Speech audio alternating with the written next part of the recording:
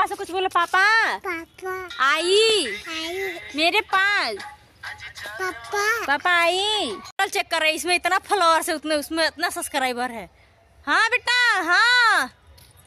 इधर से चिल्ला रही है। हमको कह रहे थे कि ऐसे ना वैसे। देखिए तो मोबाइल लेके कौन बना रहा वीडियो। देखिए कैसे छुपा ले। देखिए देखिए ऊपर से चैनल नहीं लेके जा रहे हैं, मार खाएंगे। ए, खाना बनाने का टाइम हो गया। बनेगा कब बनेगा? अब देखिए साइकिल से लेफ्ट राइट हो रहा है। कहाँ है बेटा?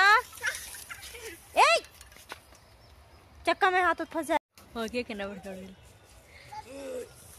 और ये ब्लॉग बन रहा है आरबी के पापा जी के लिए, है ना बेटा? देखा इनके हर में तो 2 अंगुरियां निकलता है। आप अपने लड़की को, ठीक है? देखिए दिन रात ऐसे ही घूमती है। देखिए देख रहे हैं ना, देख लीजिए। देखिए ऐसे ही दिन भर घूमेगी तो कैसे काम चलेगा? यही काम है। 6:30 हो गया, हम बगीचे में है।